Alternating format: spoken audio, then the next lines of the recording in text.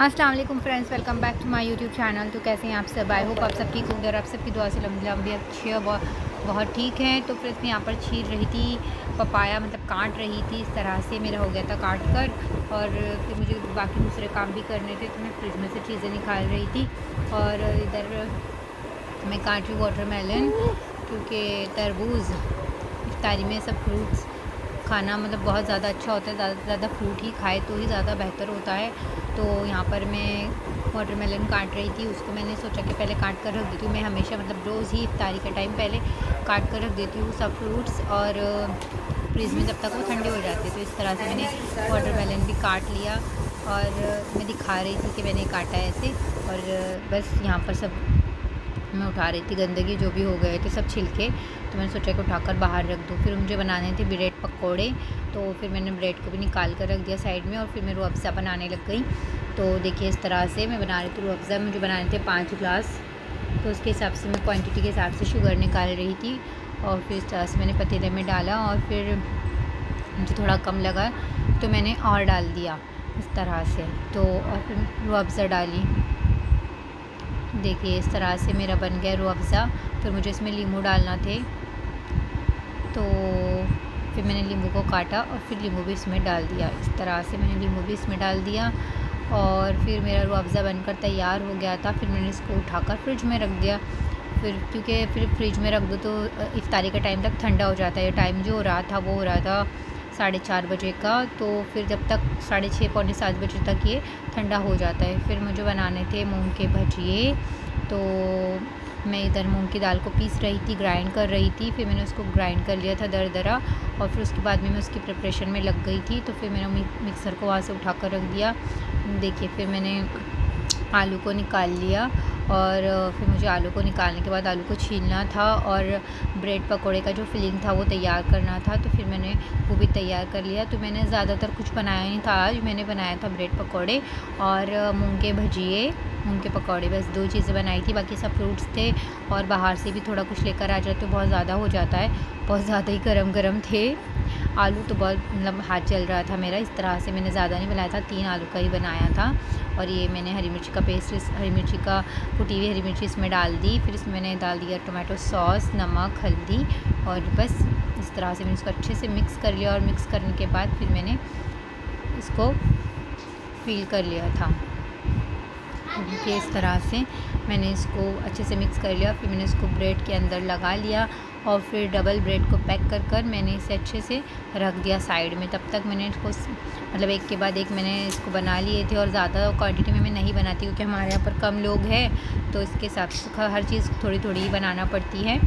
और 4-5 लोग तो है, इसके अंदर थोड़ी थोड़ी ही बनाना पड़ती है। नको तो इस तरह से फिर मैंने इसका प्रिपरेशन यहाँ पर मैं तैयार कर रही थी। देखिए इस तरह से मैंने प्याज काट लिए, मूंग के जो मैंने पेस्ट बना कर रखा था मूंग की दाल का दरदरा सा, उसको मैं निकाल रही थी पॉट से। उसके अंदर मैंने हल्दी डाला, अदरक लहसुन डाला, नमक डाला। इस तरह से मैंने सब इसमें डाल लिया।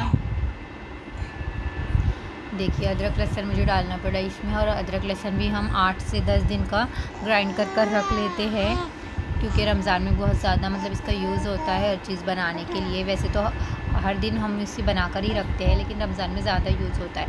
तो इस तरह से मेरा यहाँ का लुक है। अब देख रहे होंगे बहुत ज़्यादा मेज़ी, क्योंकि मुझे बहुत फटाफट सब कुछ करना पड़ता है, तो वो हिसाब से एक के बाद हर चीज़ करना पड़ती है। इफ्तारी में बहुत ज़्यादा मतलब चीज़ें बनाने के लिए अलग अलग बहुत ज़्यादा यहाँ पर गंदगी हो जाती है इस तरह से।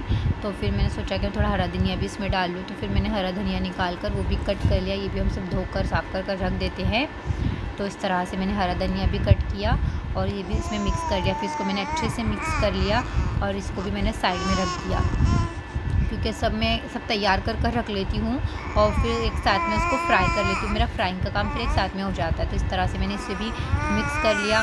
पहले मैं फ्रूट काट लेती हूँ, फ्रूट काटने के बाद ये भी जो भी मुझे बनाना होता है फ्राइंग का, वो सब मैं मतलब पहले से तैयार करके रख लेती हूँ, फिर फ्राइंग साथ में कर लेती हूँ। और मुझे बनाने थे मट के जो मट होते हैं वो भी मुझे बनाने थे, तो मसाले के, तो मैंने इसलिए उसको भी बनाना था, फिर वो भी साइड में रख दिया, क्योंकि मुझे वो भी अभी तैयार करना था। तो मैंने इसको अच्छे से इस तरह से ये मेरे मैंने सो सब तैयार करके रख लिया। और फिर उसके बाद में मैंने ब्रेड पकोड़े का जो मतलब जिसमें बेसन में मुझे तलना थे, तो वो भी मैं यहाँ पर अच्छे से मिक्स कर ले रही हूँ बेसन को पानी के साथ। अच्छे से इसका बैटर बना लूँगी मैं, तो ये अच्छे से बैटर बन जाएगा। फिर मैं तलना शुरू कर दूँगी अपना। इस तरह से देखिए मेरी फ्राइंग शुरू हो गई थी। यहाँ पर मेरा तेल जो था वो हीट हो चुका था। तो इस तरह से देखिए मैं यहाँ पर मूंग के पकौड़े को फ्राई कर रही हूँ। इस तरह से बहुत ही अच्छे और क्रिस्पी बने थे और बहुत ज़्यादा टेस्टी भी बने थे। तो इस तरह से इनको गोल्डन ब्राउन कर लूँगी। देख सकते हो आप, इस तरह से मेरे फ्राई हो रहे थे और इस तरह से मैंने इनको गोल्डन ब्राउन कर लिया। और गोल्डन ब्राउन करने के बाद मैंने इन्हें एक डिश में निकाल लिया। तो इस तरह से और फिर साइड में मेरे मट भी बन रहे थे मसाले के, मुझे इफ्तार के लिए बनाना थे। आज मैंने चने नहीं बनाए हूँ, 2 दिन से चने बना रही थी, लेकिन आज मैंने बनाए मट। तो इस तरह से यहाँ पे देखिए मसाले के मट बना रही हूँ यहाँ पर मैं। और फिर मुझे फ्राई करना थे ब्रेड पकोड़े। तो देखिए इस तरह से मैं यहाँ पर ब्रेड पकोड़े भी फ्राई करती, क्योंकि मेरे मूँग के जो भजिए थे वो भी हो गए थे फ्राई। तो फिर मैं ब्रेड पकोड़े यहाँ पर फ्राई कर रही थी। तो इस तरह से मेरे ब्रेड पकोड़े भी यहाँ पे फ्राई हो रहे थे। देखिए मैंने एकदम पतला बैटर नहीं बनाया था, थिक बैटर बनाया था। इसलिए क्योंकि अगर वो थिक बनाओ तो उसमें गांठ नहीं पड़ती है, गुठलियाँ नहीं पड़ती, लम्स नहीं पड़ते, तो उसकी वजह से अच्छे बन जाते हैं। मतलब वो ऐसे लगता नहीं है लम्स पड़ गए ऐसे। तो देखिए इस तरह से हमारा लुक है फुल बर्तन का। हमारा बर्तन सज चुका है। ये मट है और फ्रूट्स है। देखिए सब फ्रूट्स है। ये मेरी मम्मी के यहाँ से बर्तन आया था, जिन्होंने ब्रेड का हलवा बनाए थे, कोकोनट की चटनी बनाए थे और फ्रूट्स थे।